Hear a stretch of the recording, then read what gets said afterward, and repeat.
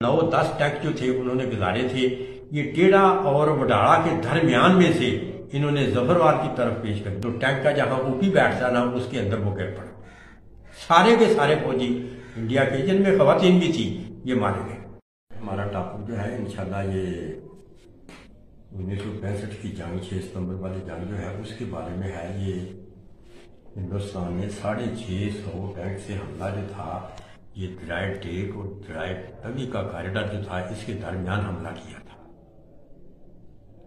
उस वक्त के वजीर आजम इंडिया ने ये कोर कमांडर अपने इकट्ठे किए थे और कहा था कि कौन सा कोर कमांडर है जो ये सियालकोट पर हमला करेगा और फिर जीटी रोड को पाकिस्तान से कता करे। तो ये अम्बाला के कोर कमांडर थे जनरल निरंजन सिंह। उन्होंने कहा कि मेरी मुंह मांगी मुझे फौज दें और मुंह मांगा मुझे असला दें, तो मैं इंशाल्लाह ये मैं आपको ये करके दिखाया। तो हिंदुस्तान में इंशाल्लाह मेरे मुंह से निकल गया। तो उसने कहा कि मैं करूँगा।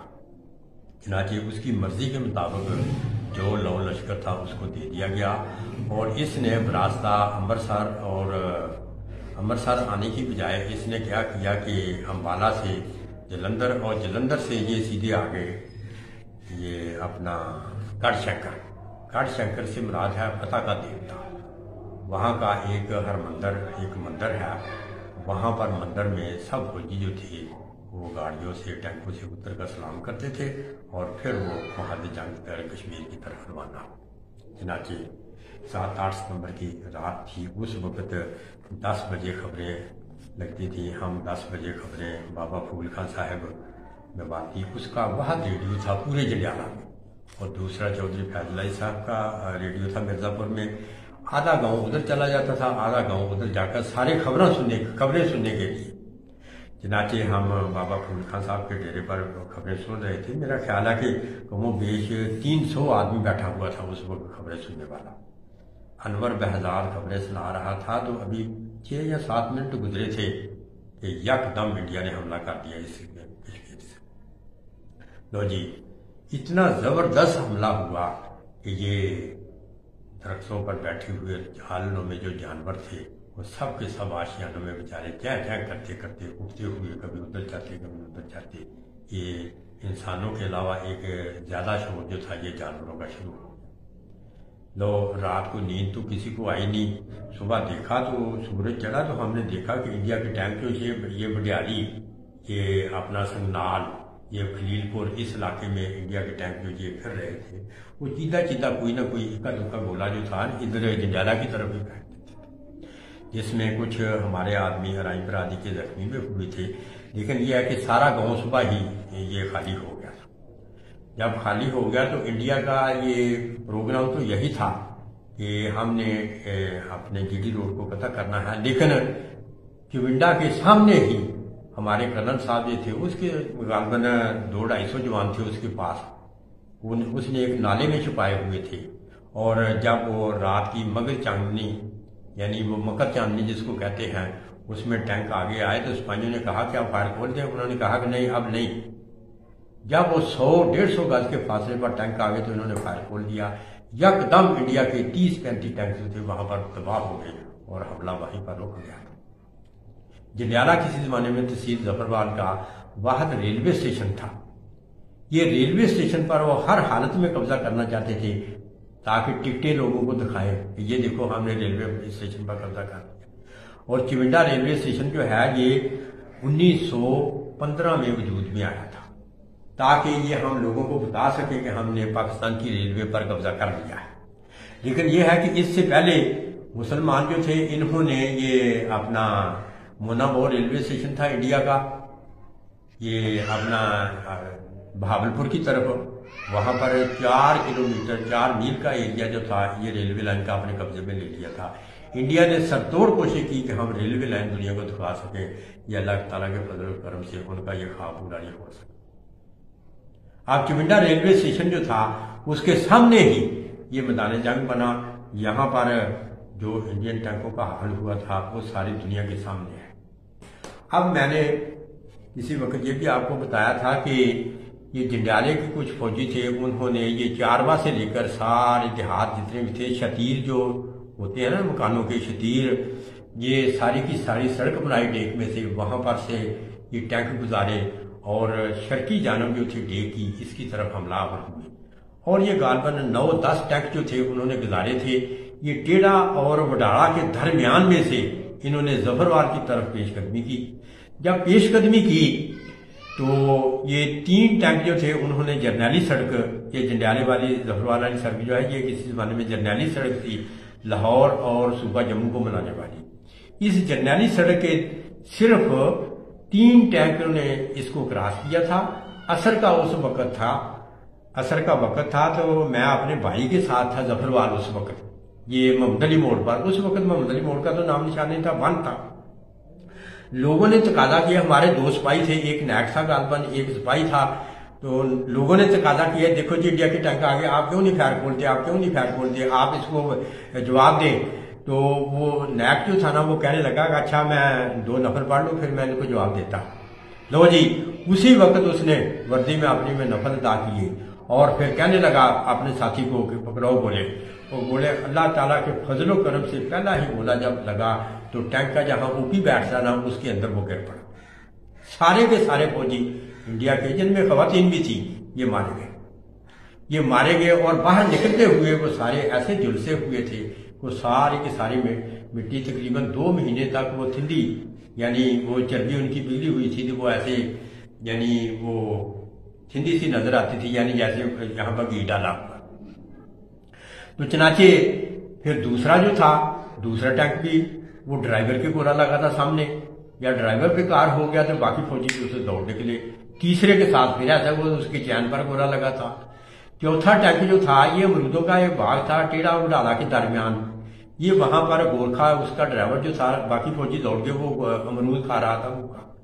یہ شریف صاحب ہمارے شریف ماجریا یہ اپنا ٹیڑے کا ہے تو جنڈیالے کا تھا، لیکن آبادی کے اعتبار سے وہ وہاں پر چلا گیا، رقبہ ادھر ہے۔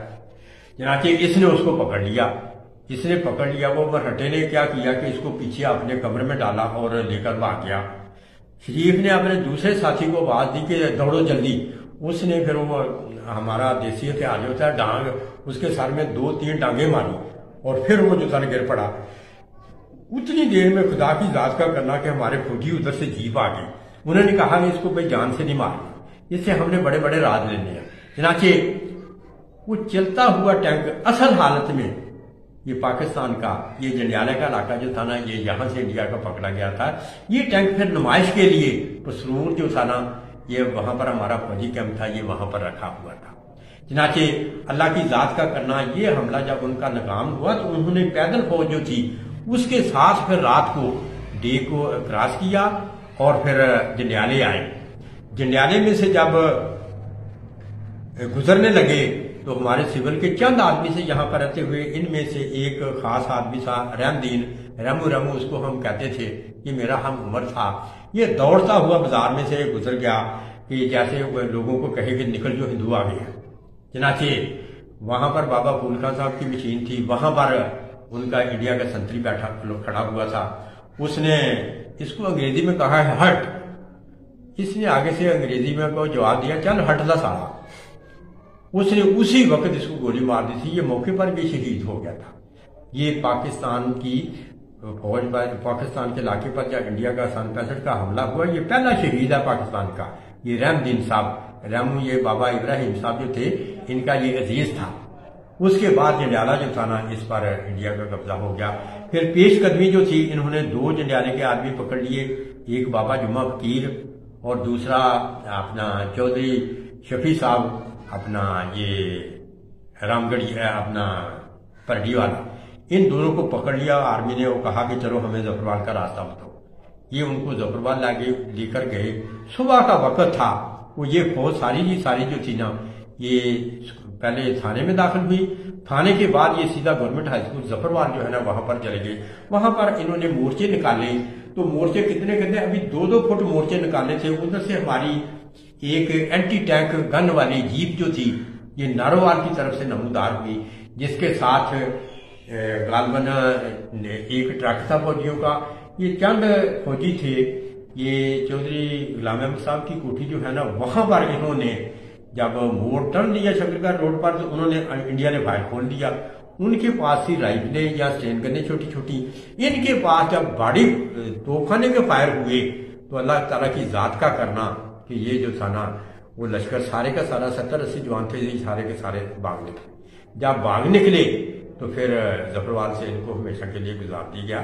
یہاں پر اہم ایک واقعہ کہ ظفرآباد اسکول میں اس وقت پاکستانی فوج نے شیلنگ کی تھی کیونکہ یہ عمارت کے اندر بھی چھپ گئے تھے. ادھر ادھر مطلب کہ آدمی تو ہے کوئی نہیں تھا.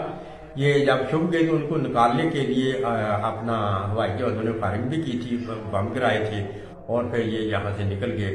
اور اس طرح انہوں نے یہ کیا کہ یہ محلمہ نالہ جو ہے نا اس کو پھر بارڈر جو انہوں نے قائم کی اور یہاں پر انہوں نے محلمہ سے غربی جانب جو تھی یہ انڈیا کی اور شرقی جانب جو تھی یہ پاکستان کی. لیکن یہاں پر یہ ہے کہ یہ پاکستان کے انڈیا کے قبضے میں جب یہ پاکستان کا گاؤں جنڈیالہ گیا تو یہاں پر ہندوؤں کا کوئی نہ کوئی آدمی فوجی ایسا تھا. جنڈیالے کے جتنے بھی آدمی پکڑے جاتے تھے وہ ان کو بسہولت یہاں سے کراس کرا دیتا تھا. مثال کے طور پر ایک دو عورتیں تھیں جن کے منہ میں دانت بھی نہیں تھے, غالباً 100 سال کی عمر کی عورتیں تھیں. وہ بیچاری چارپائی سے نہیں اٹھ سکتی تھی, وہ کھا بھی کچھ نہیں سکتی تھی. ان کے لیے وہ صوبیدار صاحب نے یا وہ کرنل صاحب نے اسپیشل کھیر پکوانی اور ان کو کھیر جو ہے یہ کھلایا کر. اور پھر ایک دن انہوں نے ان سے پوچھا عورتوں سے کہ آپ کی کیا خواہش ہے. انہوں نے کہا میرے بیٹے کے پاس مجھے بچا دو. چنانچہ انہوں نے پھر چارپائی 4 ہاتھ فوجیوں نے اٹھائی اور پھر یہ سامنا پرساد والی چیک پوسٹ تھی نا ہماری پاکستان کی, وہاں پر لے کر گئے اور وہاں پر پھر پاکستانی فوج کو سفید جھنڈا دکھایا اور یہ فوجی آئے اور انہوں نے اس کی سارا ماجرا کے ساتھ بیان کیا. اور پھر یہ فوجی ہمارے جو تھے نا اس عورت کی چارپائی کو لے لیجیے, یہ ہمارا ہاشم اپنا رائی اس کی والدہ تھی. وہ یہ قدرتی خدا کی ذات کا کرنا, جب ہندو آگے تو پھر جان بچانے کے لیے سب دوڑ گئے وہ گھر پر ہے.